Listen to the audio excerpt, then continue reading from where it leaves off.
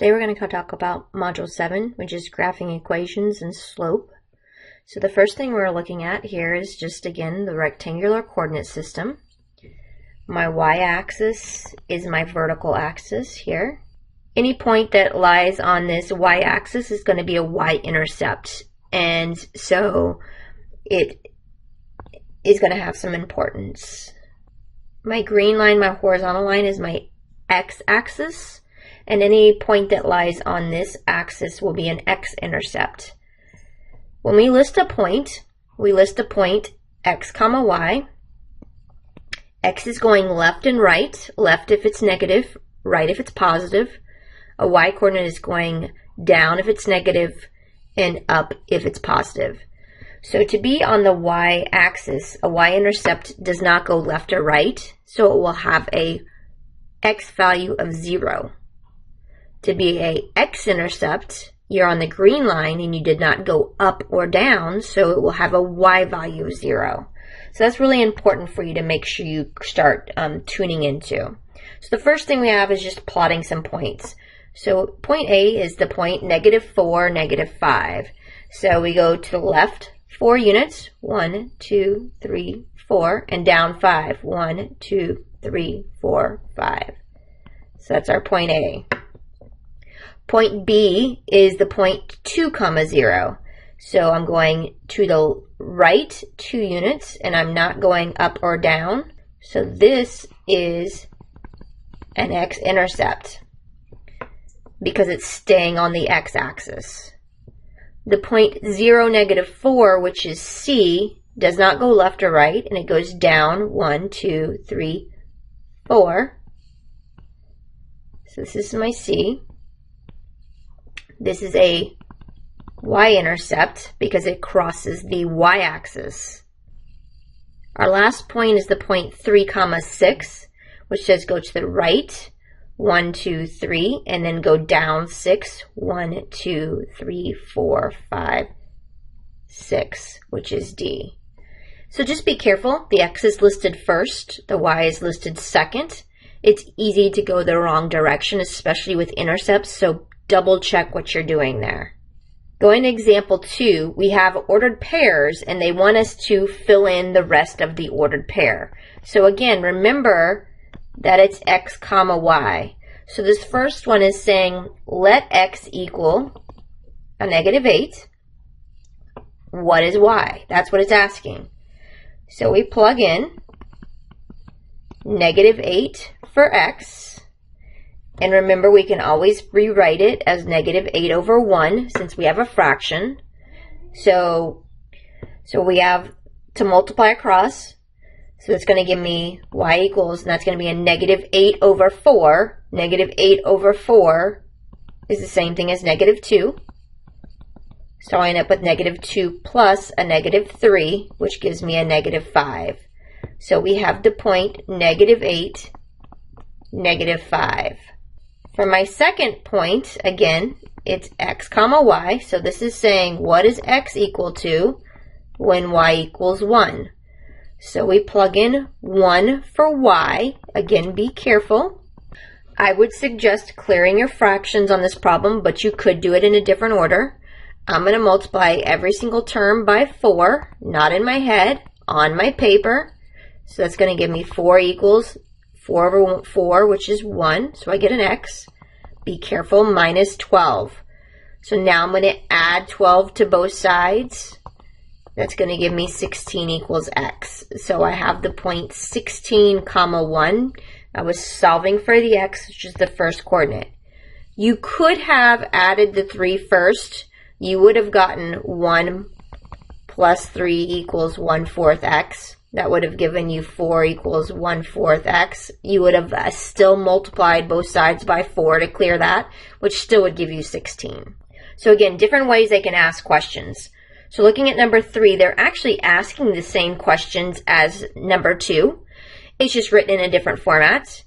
And number 2, they listed them as an ordered pair with the parentheses. And number 3, they have it listed in a chart format. But the x is the first coordinate, the y is the second coordinate.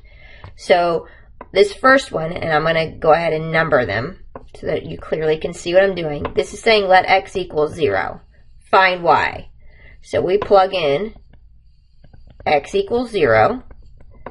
0 times anything is 0. We get y equals 4. So we get the point 0, 4. Make sure you understand that that actually is a y-intercept. I'm going to keep reminding you of that. It's a really important point because we have a y value and no x value. So I stayed on the axis. Going to my second point, they say let y equal 0 and solve. So y equals 0, we plug in to the y coordinate, 0. So I end up with 2x equals 4, x equals 2. So I get the point 2, 0, which is on the x-axis. So that is an x-intercept. Going to my third point, if you look at this last one, again, they're giving me the y value and they're saying let y equal to 1. So I plug in 1 for y. I'm going to subtract 1 from both sides. So that gives me 2x equals 3. And I get x equals 3/2. You can get fractions for this problem. So I have the point 3/2, 1. Or 1.5, 1. Because that's just rewriting it as a mixed number. So I also, depending on what the problem asks for, if it asks for a decimal answer, 1.5, 1 would be acceptable. So what we're going to next is graphing linear equations. When you're graphing a linear equation, you actually only need 2 points, and that's all you're going to actually be doing in my math lab. But I want to caution you because these problems are either right or wrong. So it's super easy to make a careless mistake. So I would recommend doing at minimum 3 points. That third point is kind of your checkpoint. But you'll notice what I actually have written here. I actually have 4 points. And the reason why I said 4 points is because a lot of times what happens is if we do 3 points and one's wrong, we don't know what's wrong and we get super frustrated. So if you're following a format of always finding the x-intercept, the y-intercept, and 2 checkpoints, you're going to know exactly what's correct and not correct. And there will be problems that will tell you you have to use the intercepts. So it's kind of important to make sure you have that balance down. An x-intercept means plug in y equals 0. A y-intercept means plug in x equals 0. If you're doing a checkpoint, you're just plugging in. You're picking whatever you want. X equals 1, x equals 5. We generally stay smaller so that we can actually plot them easier. So I want to go ahead and talk about the special cases. How do I know it's a special case? I know it's a special case if there is only one variable in the equation. So we have 2 special cases, and I will recommend you always drawing your pictures. So when you start this test, once your instructor tells you to start it, I would data dump this. My horizontal line looks like this, and an easy way to remember it is you ask yourself, what intercept does it have? This has a y-intercept. Since it has a y-intercept, it will always be a y equals line. My vertical line has a x-intercept. Since it has an x-intercept, it will always be an x equals line. So I would, again, just draw this out, write down what intercept, and you know if it's an x equals or a y equals line. So we're going to start with number 4 now, which is graphing, and it says find your x and y intercepts. So we're going to label these. I don't like to do these to where we're just kind of haphazardly doing them, so I'm going to always label them. An x-intercept means plug in y equals 0 and solve. So I have x plus 2 times 0 equals 5. So I end up with x equals 5. So that is my x-intercept. 1, 2, 3, 4, 5. That's my point. My y-intercept means plug in x equals 0 and solve. Sorry. So I'll get x plus 2y equals 5. 2y equals 5. Y equals 5/2. So I get the point 0, comma. This would be the same thing as 2.5 or 0 and 2.5.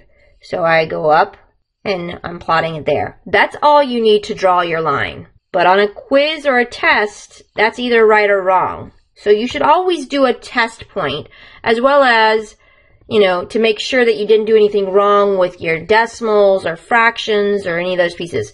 So if I plug in x equals 1, this is my test point.